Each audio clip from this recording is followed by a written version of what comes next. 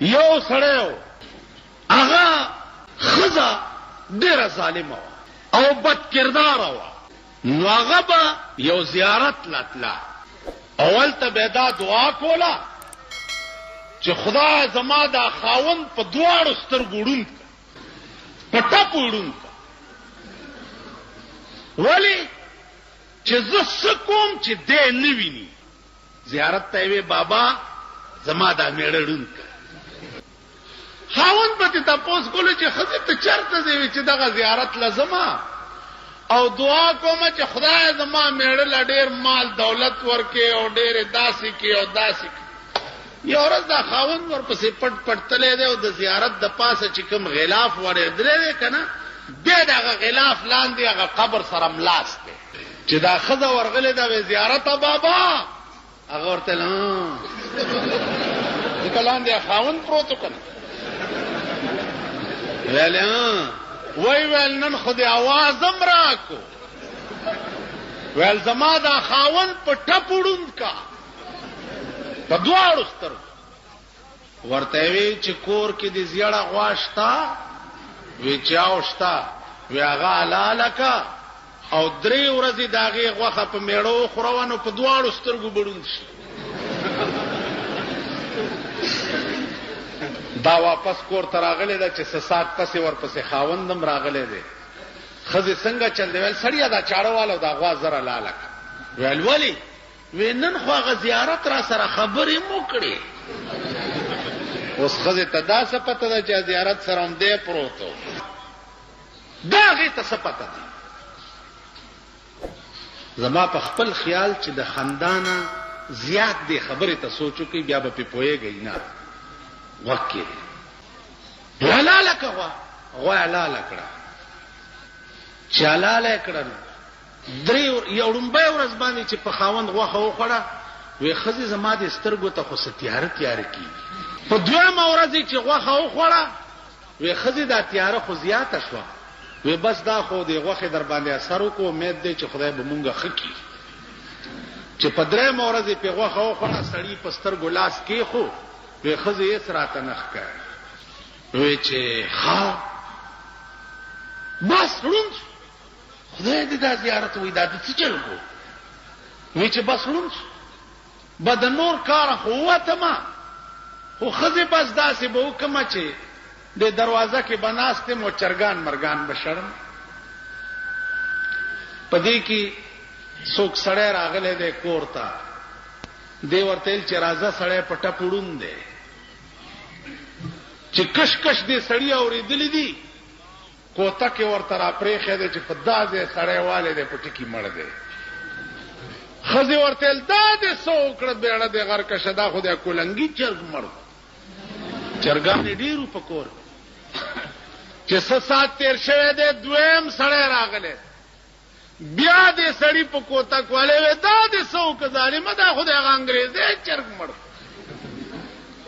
مړه ها چې په دې کې 4 برابر، چې 4 برابر کړه،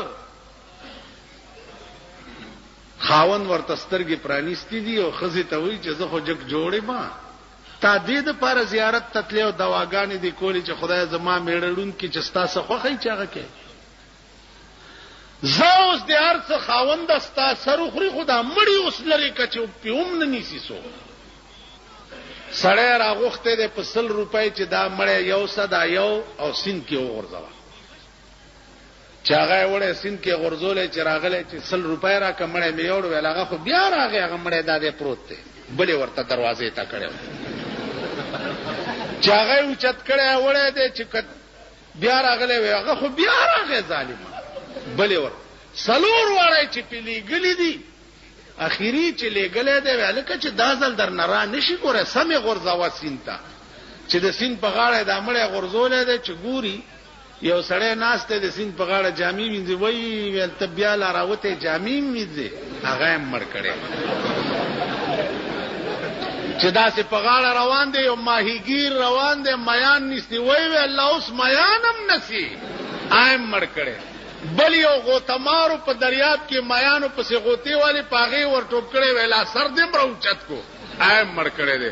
بیا راغې سړی ته وې چې وروره اوس مې سمه صفایا وکړه جامې وینځلې مړی را په غاړې ته راوتې بیا مې ور وغورځولو مړ مې کو بیا یې مایګیر په شکل کې راوتې بیا مې مړ کو بیا یې د غوتمار په شکل کې بیا سر نیغ نیغ کولو دې خوا راتلو بیا مې مړ کړو سړي وله 100 روپۍ ورکړه که لږ مقل لرئ او سوچ لرئ نو دینه به اندازو لګوئ چې په مونږ هغه د ښځې کار شوی دی او د هغه سړي کار شوی دی خدای میړه مې په ټپ وړونکي او میړه یې سره ورسره فراډ وکړو او جوړې سترګې ړندې کړې هر څه یې لیده ویل داسې وینم نه تاسو باندې هغه چل یو سړی په خر به سره چلوله پټوله نو ملغلره بیا مونته چې ملغلره بیا مونته نو ولکې وینځله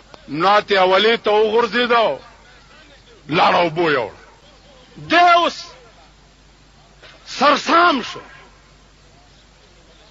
او وی چې پاکې نه پلیته خوا پاکې نه پلیته خوا که زه خبر وی چې دا به اوبه رانوړي ما به هډو وینځلی نه وی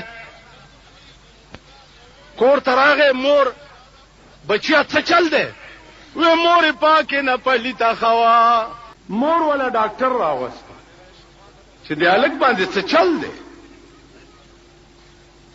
ډاکټر والا علاج ملاج سوکو دا خبره تی نه هیره کړه مور والا پیسې ورکول څوکیږي 100 روپۍ هغه وی دا 50 والا 50 به بیا درک ول زه 100 به بیا پورا راکې چې ډاکټر زه تلاړو نو ده مور دې زوی ته وای چې بچی دا پتا څه چلو ول ولی وی تا چې وی چې پاکې نه پلیته خوا بیا ور یاد شو چې بیا ور یاد شو الګ بیا چغې کړې چې پاکې نه پلیته خوا پاکې نه پلیته مورم سرسام شو